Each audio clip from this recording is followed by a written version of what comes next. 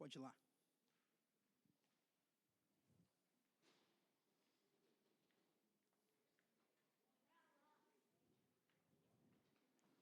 Amém.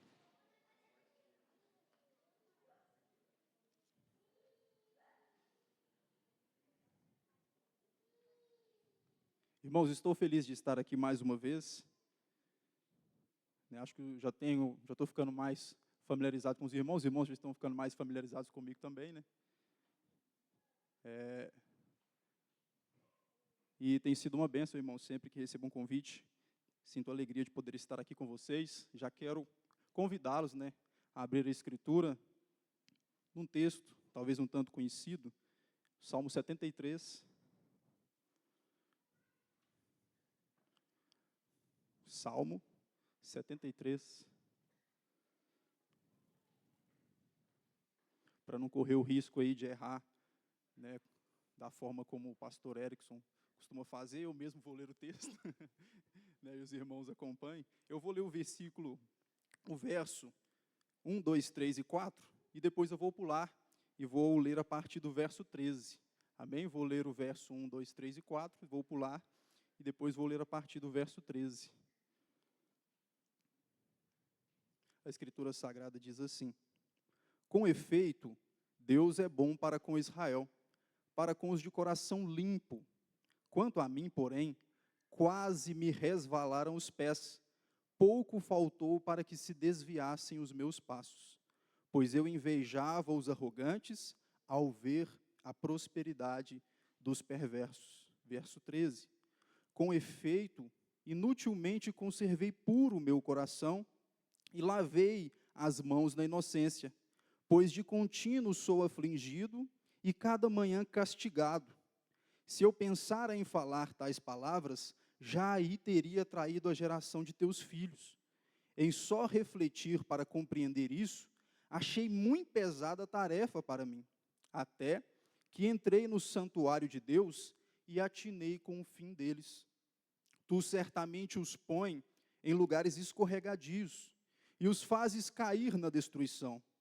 Como ficam de súbito assolados, totalmente aniquilados de terror, como um sonho quando se acorda, assim o Senhor, ao despertares, desprezará a imagem deles. Quando o coração se me amargou e as entranhas se me comoveram, eu estava embrutecido e ignorante, era como um irracional à tua presença. Todavia, estou sempre contigo. Tu me seguras pela minha mão direita, tu me guias com o teu conselho e depois me recebes na glória. Quem mais tenho eu no céu? Não há outro em quem eu me compraza na terra. Ainda que a minha carne e o meu coração desfaleçam, Deus é a fortaleza do meu coração e a minha herança para sempre.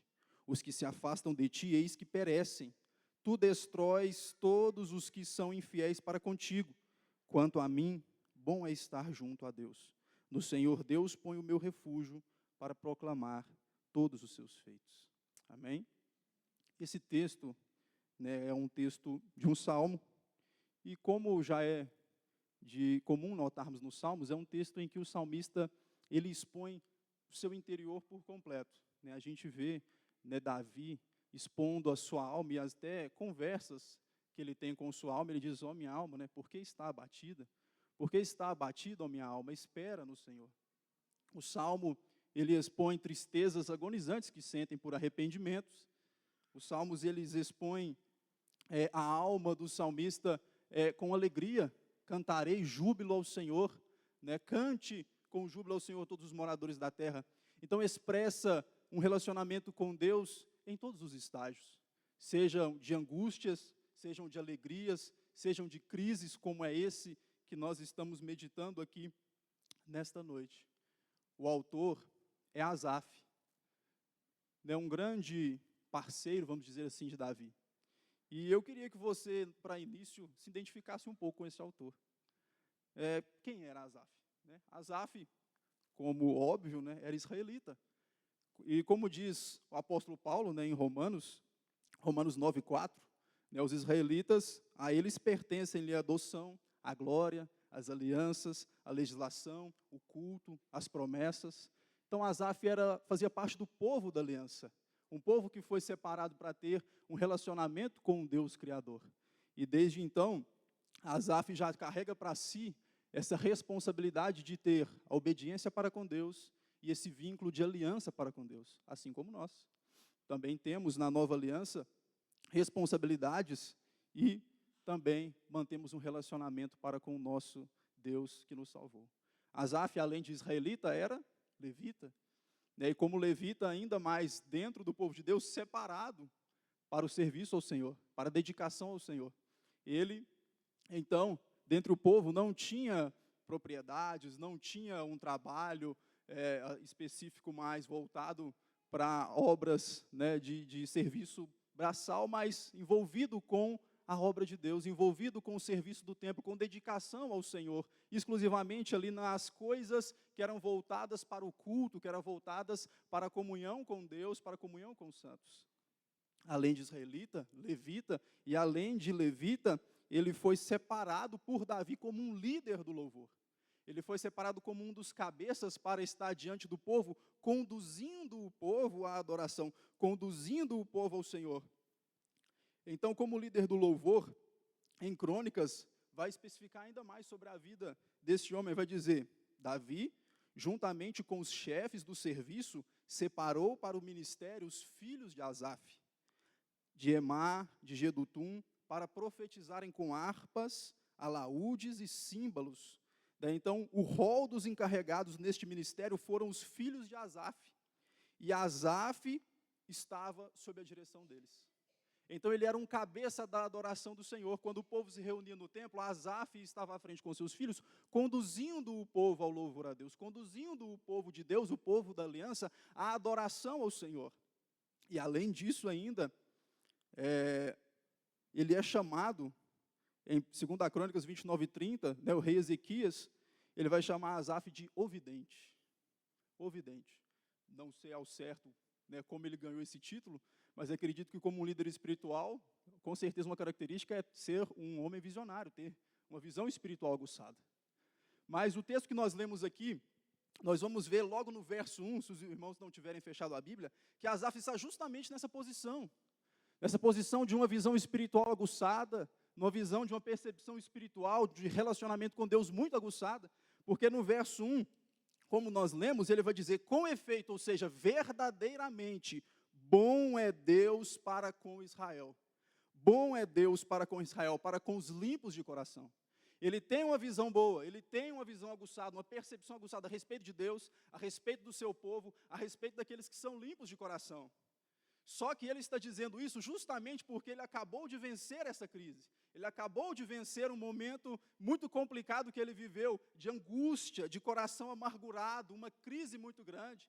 E aí fica para nós, será que líderes, será que pessoas tão assim com alto padrão diante de Deus, vamos dizer assim, com cargos, responsabilidades, passam por crises, passam por momentos difíceis, a ponto de estar como Asaf, de perder até às vezes o sentido do propósito na vida dele, de sentir que perdeu o propósito da sua existência, como nós vamos ver? Será que é normal passar por isso? Será que algum de nós já se esfriou um pouco na fé? Será que algum de nós já perdeu um pouco o sentido de comunhão, de estar na igreja, de ler as Escrituras, de buscar a comunhão com Deus? Será que já aconteceu isso comigo? Aconteceu isso com você? Será que acontece isso com líderes, como aconteceu com Asaf?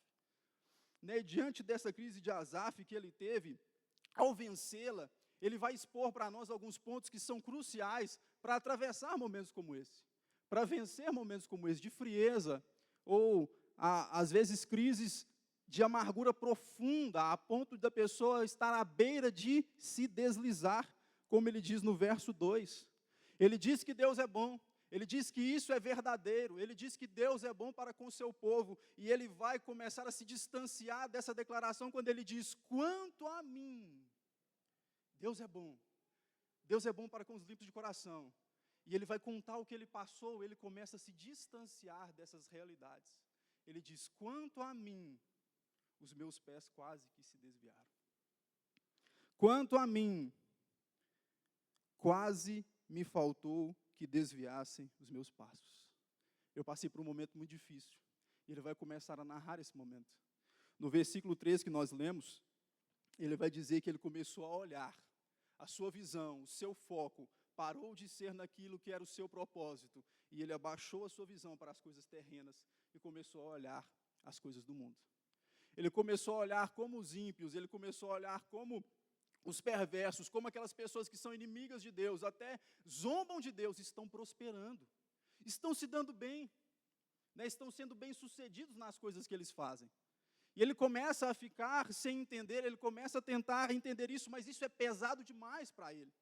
Nós vamos ver como ele focou nisso, que do verso 4 até o verso 12, ele vai tão somente dedicar à observação dessas pessoas, à prosperidade das pessoas más. No verso 4, ele vai observar que eles não têm preocupação e o seu corpo está sadio. No verso 5, ele vai observar que eles não têm canseiras e nem são afligidos como os outros são. Observe como ele está focando tão somente na vida daqueles que zombam de Deus e são inimigos de Deus e por que eles estão prosperando na terra. No verso 6, ele vê que a soberba e a violência os envolve como um adorno. No verso 7, ele vê que os seus olhos e o seu coração, ele começa a olhar, até tentando entender o interior dessas pessoas. E ele vai focando tanto nisso, no verso 8 ao 11, ele vai observar e ouvir o que eles falam, e como o que eles falam atrai a popularidade, atrai as pessoas que estão ouvindo. Os perversos têm até esse dom, tem até essa questão de chamar a atenção das pessoas, e as pessoas os ouvi-los. Os perversos, os enganadores, aqueles que estão zombando de Deus, estão atraindo multidões, estão atraindo os ouvidos do povo, e será que nos dias de hoje tem acontecido isso? Será que está se cumprindo a palavra de Paulo, em que eles terão comichão nos ouvidos e buscarão ouvir palavras que não são a sã doutrina de Deus? Então ele está observando que os ímpios, ao falarem, ao discursarem, ao irem para as praças, amontoam as pessoas para ouvi-los, e eles zombam de Deus com suas palavras. E ele vai concluir no verso 12, dizendo: eis que esses são ímpios, e sempre tranquilos aumentam as suas riquezas. E ele está aflito, ele está sem entender, ele está entrando numa crise espiritual tão grande, numa crise, vamos dizer, até existencial tão grande, que no verso 13 que nós lemos, ele vai dizer, com efeito, de novo, né, o mesmo termo que ele usou no início: verdadeiramente bom é Deus para com Israel, verdadeiramente bom é Deus para com os limpos de coração. Só que agora ele está para baixo, agora ele está afundado na tristeza e na amargura. Ele vai dizer: verdadeiramente, com efeito, inutilmente eu conservei o meu coração puro. Com efeito, ou verdadeiramente, inutilmente, eu lavei as minhas mãos na inocência. E aí, se ele conversasse com Davi, quem sabe, né, seu amigo, e tivesse o contato com ele lá no Salmo 24, versículo 3, verso 3 e 4, onde Davi vai dizer justamente sobre isso, sobre o propósito de Deus nas nossas vidas, sobre o propósito de Deus na vida do seu povo, sobre o propósito de Deus na vida dos levitas, em que ele diz: quem subirá ao monte santo do Senhor?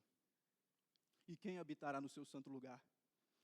É justamente aquele que for puro de coração e limpo de mãos. Asaf estava se distanciando tanto do seu propósito que ele começou a questionar: por que eu estou me esforçando em manter essa comunhão com o Santíssimo? Por que eu tenho me purificado? Por que eu tenho lavado as minhas mãos na inocência? Se de contínuo tenho sido afligido, se de contínuo tenho sido castigado. E o momento mais crítico em que ele vai entrar, também está no versículo 14, ou melhor, verso 15. Ele vai falar: se eu pensara em falar isso, se eu pensar em me expressar isso diante da congregação, eu escandalizaria os seus filhos. A amargura é tão grande que ele, irmãos, que era responsável por conduzir a adoração, agora teve que ficar cativo em silêncio. Teve que guardar a sua voz. Aquele que deveria ser o que louvava, o que conduzia, o que erguia o louvor a Deus e chamava todo o povo para a adoração, agora teve que guardar silêncio. Teve que permanecer calado, porque o seu coração estava dilacerado. Ele entrou em um momento de crise profunda, está distanciando do seu propósito. E aí? Como vencer um momento tão complicado como esse, ou tão difícil como esse? Ele vai dizer que ele vai entrar no santuário. No versículo 17, ele vai dizer que isso foi amargurando ele, e entrando no interior dele de maneira tão forte, ele foi se entristecendo tanto, até que ele entrou no santuário do Senhor.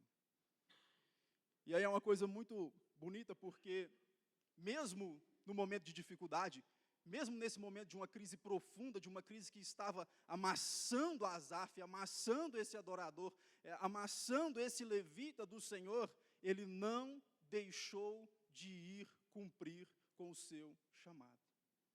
Porque ele tinha que estar lá no santuário.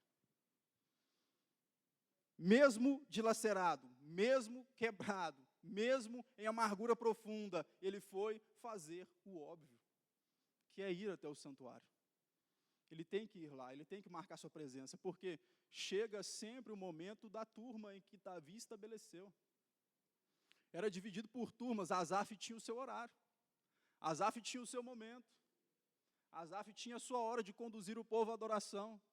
Era necessário que ele cumprisse com aquele compromisso, e ele vai ao santuário. Só que Deus lhe recobra a visão de novo, do vidente. O vidente recobra a sua visão. É interessante, no decorrer desses versículos agora, que a visão dele é sarada e ele está regozijando diante de Deus, quando Deus lhe abre os olhos. E eu me lembro, ao ler esses versículos que vão se seguir, justamente da declaração de Jonathan Edwards, né, daquele avivalista que dizia e clamava, né, ó Deus, grave a eternidade dos meus olhos. Porque o que Deus justamente vai fazer para Asaf é descortinar um pouco como será o fim. Como será o fim desses ímpios?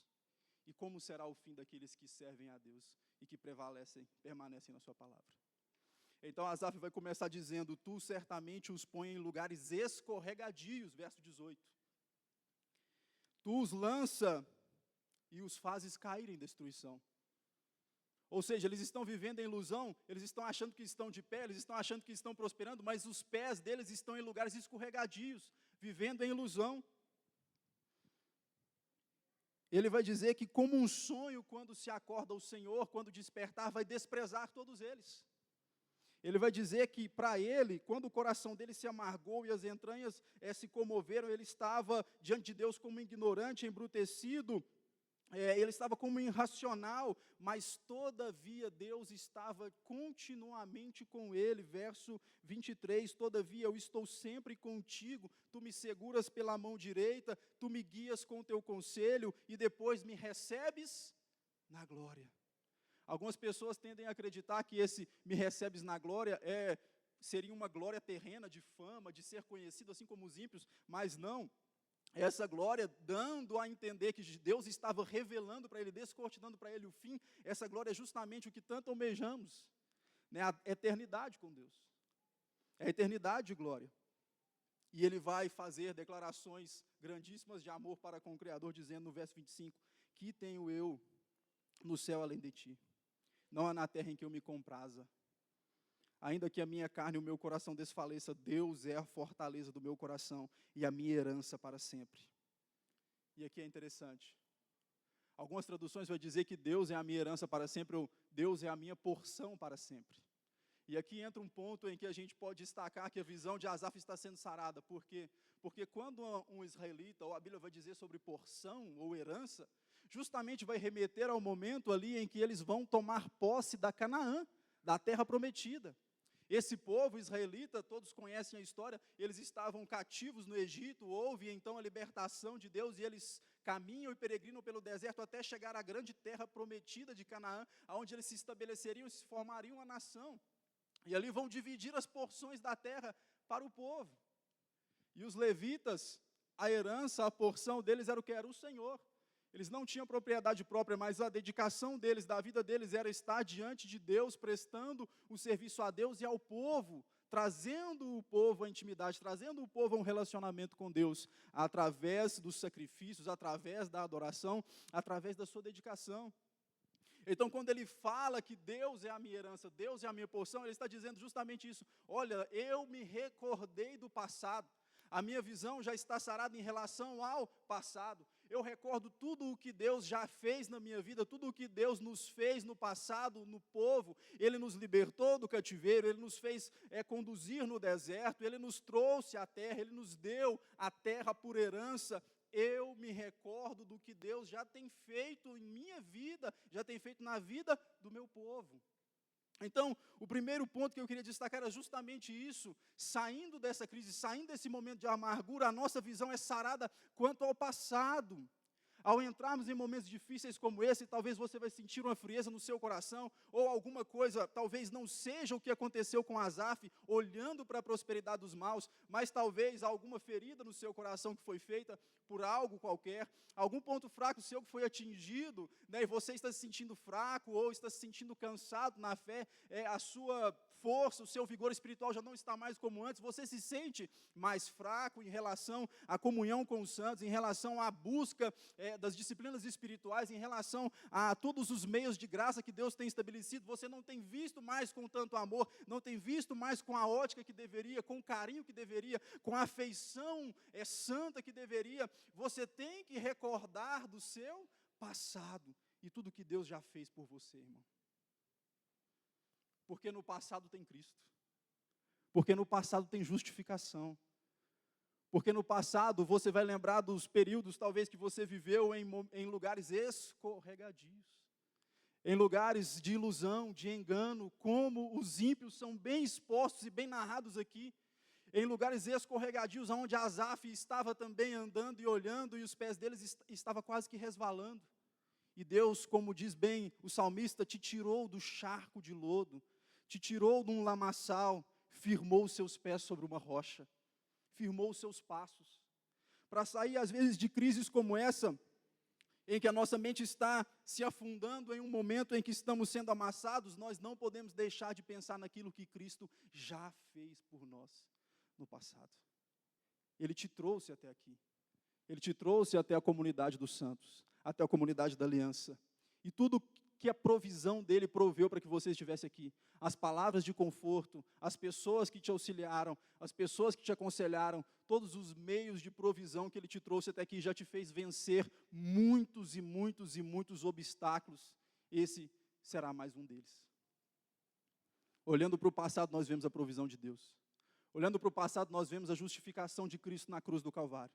Olhando para o passado, nós vemos que Ele tirou do Egito que nós vivíamos, de engano, de perdição, de miséria, de pecados e vícios que já vencemos, com a graça de Cristo Jesus.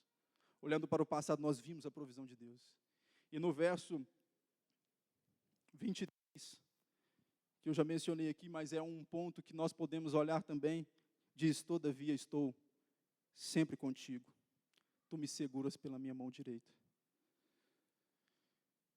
Se olharmos para agora também, irmãos, para o presente, mesmo diante de algumas dificuldades, mesmo diante de um mundo que tem ficado cada vez pior, e tem tentado de todas as formas, de todos os meios, tirar, né, o nosso foco, nos distrair daquilo que realmente importa, nós podemos ver que Deus tem feito com que nós perseveramos. Deus tem feito nós prevalecermos no caminho. Por quê? Porque Ele nos segura pela mão direita. Ele nos guia com o teu conselho. Nós podemos declarar como Asaf declarou. E aí nós podemos recordar do amigo de Asaf, Davi, no salmo muito conhecido, Salmo 23. O Senhor é o meu pastor, e não me faltará. Deitar-me faz em verdes pastos, guia-me mansamente às águas tranquilas. Refrigera a minha alma. Guia-me pelas veredas da justiça, por amor do seu nome. Ainda que eu andasse pelo vale da sombra da morte, não temeria mal algum, porque tu estás comigo. Ele está conosco, Ele está nos guiando, Ele está nos fazendo passar por diversos momentos, sim, mas Ele não nos abandona. Olhando para o passado, nós vemos Deus provendo, justificação na cruz, pessoas nos auxiliando, meio de graça, provisão nos cercando, para que nós consigamos avançar, crescer espiritualmente, e levar a nossa família conosco nos caminhos da fé, nos caminhos do Evangelho, da palavra, e olhando para o presente, nós continuamos vendo Deus nos guiando, nós continuamos vendo meios de graça nos cercando, provisão nos cercando, para não desanimarmos, para não sairmos deste caminho. O Senhor tem nos preservado, o Senhor tem nos guiado. Essa declaração dele era justamente uma declaração que era feita no tempo antigo, né, quando realmente a pessoa tinha encontrado, né, a divindade realmente tinha lhe feito sair, tinha lhe guiado para sair de uma crise. E Asaf faz isso, mas em relação ao único e verdadeiro Deus. Tu me guias pela mão direita. O Senhor é o único verdadeiro Deus capaz de solucionar qualquer situação. Então, em momentos difíceis, em momentos como esse, nós lembramos do nosso passado, sim, mas se Deus fazer com que nós recobremos a nossa visão, a nossa percepção, de uma maneira a enxergar Deus nas pequenas coisas, nós vamos ver Deus, sim, nos guiando nos mínimos detalhes. Nos momentos que você se entristeceu, nos momentos em que você passou por adversidade, e talvez aqui agora, de forma simples e um pouco atrapalhada, esse pregador está tentando te dizer isso, que Deus tem te guiado, e você pode abrir os seus olhos e enxergar isso. Asaf, grande homem de Deus, chamado como vidente, perdeu a sua visão disso, da provisão santa de Deus, no passado, no presente, mas ele foi recobrar. Deus abriu seus olhos, e nós não podemos deixar de fazer isso, tanto no nosso interior, tanto em nós mesmos, buscarmos ver Deus, cuidando de nós nos mínimos detalhes, mas também ter a oportunidade de passar isso adiante, de mostrar para um irmão que está abatido, de mostrar para o nosso irmão que está um pouco desanimado, o quanto Deus tem sido bondoso, misericordioso, gracioso, provedor. Às vezes nós nos distraímos, às vezes nós nos esquecemos do que aconteceu no passado, às vezes é preciso relembrar do que Deus já fez, às vezes é preciso abrir nossos olhos, nosso entendimento, nosso discernimento e enxergar o que Deus está fazendo. E Deus tem cuidado de nós, nos mínimos detalhes. E ainda fica mais lindo, porque ainda no verso 24 ele vai dizer, tu me guias com o teu conselho e depois me receberás na glória. E aí é o ápice que todos nós esperamos, porque nós olhamos para o passado e vemos a provisão de Deus. Nós olhamos para o nosso presente, vemos a provisão de Deus. Deus está cuidando de nós, Deus está nos guiando. E quando nós olhamos para o futuro, nós vemos que temos coisa ainda muito melhor para nós. Quando nós olhamos para a eternidade e todas as promessas que Deus fez na sua Santa Escritura, que Ele é fiel para cumpri-la, nós vemos que Deus ainda tem o melhor para nós. Nós podemos dizer que o melhor de Deus está por vir ainda. A glorificação. Deus justificou-nos no passado. Trouxe-nos a rocha firme, da qual nós podemos bradar após vencer todas as nossas tribulações e dizer, verdadeiramente bom é Deus para com o seu povo. Bom é Deus para com aqueles que Ele chamou, para com aqueles que Ele justificou, para com aqueles que Ele tem santificado, para com aqueles que Ele vai glorificar. Bom é Deus, mesmo na adversidade, mesmo na luta, bom é Deus para conosco. Porque ainda para o futuro, Ele tem glorificação para nós. Ele tem uma glória reservada para nós. Asaf pôde muito bem bradar e declarar, diante de tudo isso, dizer, que mais tenho eu no céu? Que mais tenho eu no céu? Não há outro que eu me compraza na terra, porque ainda que a minha carne e o meu coração desfaleçam, como acabou de desfalecer, Deus é a fortaleza do meu coração e a minha herança para sempre. Eu agora eu vejo que os que se afastam de ti, eis que perecem. Mas para mim, verso 28, quanto a mim, bom é estar junto a Deus. No Senhor Deus ponho o meu refúgio para proclamar todos os seus feitos. Glória a Deus. Porque aquele que estava mantendo a sua boca fechada, aquele que estava passando por um momento de tribulação, de angústia, de uma crise praticamente existencial, uma crise de propósito, uma crise que estava tomando conta do seu ser a ponto dele se fechar e não poder falar, porque ele escandalizaria a comunidade dos santos. Agora ele vai dizer, eu estou junto a Deus e nele ponho o meu refúgio para proclamar todos os seus feitos. Eu não estou vendo agora como está indo o mundo lá fora e tudo que eles têm feito diante dessas ilusões e dos sonhos e dos devaneios que os ímpios e os perversos e os inimigos de Deus têm feito. Eu tenho olhado para os grandes feitos de Deus e eu posso proclamar que Ele é o meu refúgio. Então isso é uma visão novamente sarada. Isso é uma visão novamente recobrada. Vamos dizer que o vidente voltou, recobrou sua visão. É interessante pensar sobre isso, não sou especialista, não conheço muito aí da anatomia, mas o nosso olho ele funciona né, de forma biológica, um pouco parecido com o que nós devemos seguir, né, de forma espiritual, vamos dizer assim. Traz luz, né, a essa vida espiritual que nós vivemos. Porque o nosso olho, vamos dizer, ele não é totalmente em alta definição. Né, o nosso globo ocular não tem alta definição completa, é somente no centro, né, da nossa retina, já até esqueci o nome, mas no centro da nossa retina que tem a alta definição, que nós conseguimos enxergar com alta definição.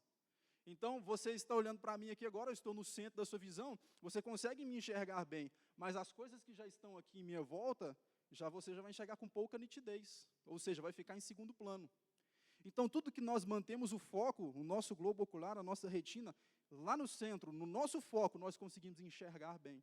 Então, é isso que vai ditar o que nós realmente estamos focando e enxergando e trazendo de informação para nós. E o quão importante é isso para nós, irmãos? Porque justamente esse texto vai dizer que Asaf perdeu o seu foco. Ele que deveria focar a sua visão, o seu entendimento, a sua compreensão, os seus neurônios queimados diante dos feitos de Deus e da obra de Deus, ele parou de olhar para aquilo, perdeu o seu foco e os seus pés se desviaram, ou quase se desviaram. Então, o que fica para nós é, aonde temos mantido o nosso foco? Né? Aonde temos mantido, irmãos, a nossa visão principal, a nossa prioridade de visão, a nossa prioridade de trazer para a nossa mente alimentar o nosso coração. Né? Você tem cumprido as suas atividades do seu dia, cumprido todas as suas responsabilidades, e isso é comum, isso é normal, mas qual é o centro de tudo isso? Qual é o centro de toda a sua vida? Qual é o centro de todos os seus compromissos? O que tem centralizado, ou seja, sido a referência na sua vida? No acampamento dos israelitas, se nós observarmos lá, estavam 3 tribos de um lado, 3 tribos de outro, 3 tribos à frente, 3 tribos atrás, e no centro do acampamento, todas as vezes em que eles paravam, no centro do acampamento ficaria o tabernáculo. Ficaria o tabernáculo de Deus. Então, no acampamento deles, toda a nação era dividida, mas no centro tinha o tabernáculo de Deus, porque o tabernáculo estava falando de relacionamento. Era ali que o povo ia sacrificar, era ali que o povo apresentava diante do sacerdote, é ali que o povo ia ser julgado. A comunhão de Deus, o foco do povo, o centro da existência daquele povo, e para aquele povo vencer as suas lutas e as suas dificuldades, era a presença, a comunhão com Deus. Então, traz para nós justamente isso, o nosso foco, o centro da nossa vida, aquilo que vai nos direcionar, nos orientar, e vai estar em alta definição, sempre para nós, é Deus, o Santo Criador. E aí nós não vamos perder o nosso foco, porque qual é a resposta à primeira pergunta do catecismo? Né? Qual o fim? Para que fomos criados? Para adorar a Deus e gozá-lo para sempre. O propósito de Asaf estava bem nítido a isso, e ele quase se desviou desse propósito, quase que se desvia desse foco. Então nós temos que ter essa vigilância e esse cuidado. O nosso foco deve estar na presença do Senhor. O nosso foco deve girar em torno daquilo que Deus tem feito na nossa vida. E a glória sempre tem que ser levada a Ele. Se nós glorificamos a Deus nas nossas conquistas e colocamos Deus no centro nos momentos bons, nos momentos de vitória, nos momentos de guerra também nós não podemos fechar nossos olhos. Nos momentos de lutas, nos momentos de dificuldades também não podemos fechar nossos olhos e lembrar de quantas vitórias Deus já nos deu, de quantas vitórias Ele ainda prometeu nos dar. A vitória sobre o pecado, a vitória sobre o nosso corpo mortal, a vitória sobre a nossa condenação.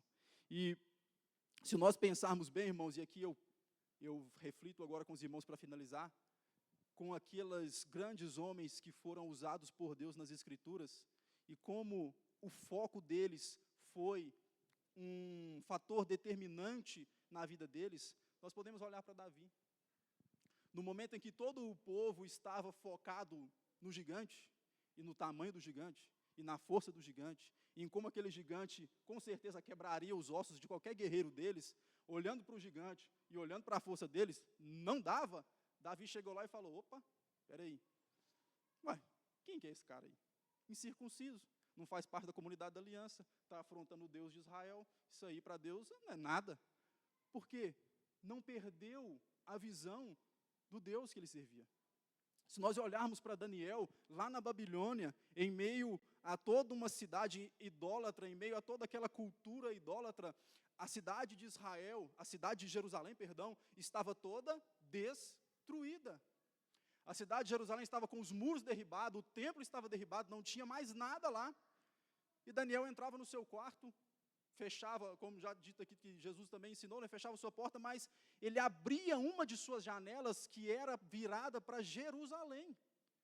Daniel entrava no seu quarto, nos seus aposentos na Babilônia, estava fechado, ele abria uma janela que era virada para Jerusalém. Jerusalém estava destruída. Os muros estavam caídos, o templo estava destruído, mas havia uma promessa ali, porque Salomão, quando construiu o templo, ele disse: olha, Deus, que a face do Senhor esteja sobre esse lugar.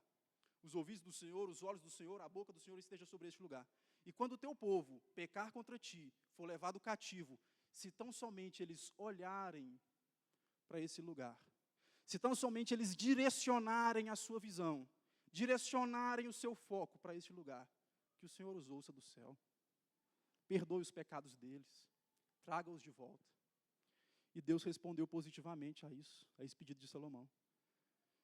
Daniel sabia da palavra, Daniel sabia onde manter seu foco. Ele entrava no seu aposento e fazia justamente isso, abria a sua janela para Jerusalém. Está destruído? Está. De forma física, de forma de estruturas físicas, tem mais coisa lá? Não, não tem. Quem passar lá e olhar vai falar que tem vida lá? Não tem nada lá. Não tem um muro em pé. Mas o Deus que eu sirvo ainda vive. O Deus que nós servimos ainda mantém suas promessas de pé. Pode ser que terrenamente ou de forma carnal ninguém veja solução ou ninguém veja saída. Mas quem tem uma visão aguçada, quem tem um discernimento espiritual, quem tem o seu foco cravado na cruz de Cristo, vai encontrar brecha, saída, porta aberta, solução para tudo. Esse é o grande foco que Asaf reencontrou. Não tem crise, não tem momentos difíceis que consigam nos afastar de Deus, quando Ele tem sua mão agarrada a nós e Ele nos guia no seu conselho. Amém, irmãos? Você lembra de que Deus fez no passado por você? Um pouco de coisa. Não vou fazer aqui aqueles exercícios, não sei se é de psicologia. Escreva 10 coisas que você é motivo de gratidão para você. Acho que não é necessário, mas você lembra de tudo aquilo que Deus já fez por você, irmãos? Já lembra de quantas vezes você, quem sabe, passou por um bocado igual Asaf passou? Será que ainda tem momentos como esse que ainda vão vir para você passar? Ou você já está querendo terminar a caminhada? Espero que não. Mas se você já está em momentos tão angustiados a ponto disso, irmãos, olhe para a cruz de novo. Né? Isaías diz: olhe para mim e sereis salvos. Né? Olhe para mim e sereis salvos. E às vezes nós esquecemos do óbvio. Asaf fez o óbvio. Foi para o santuário. Irmãos, não deixe o óbvio. Vá às Escrituras. Vá para a oração. Eu não estou tendo vontade nenhuma. Não estou sentindo nada. O Divino até gosta de falar isso, né? Fé não é ficar sentindo, não. Fogo, não. Emoção, não. Fé é ir mesmo, é decidir ir. Então vá, irmão. Vá. Vá para a sua oração. Vá para as Escrituras. Vá para o seu momento de adoração. Vá para o seu devocional. Faça o óbvio. Até que Ele venha e abra seus olhos de novo. Amém? Você pode curvar sua cabeça.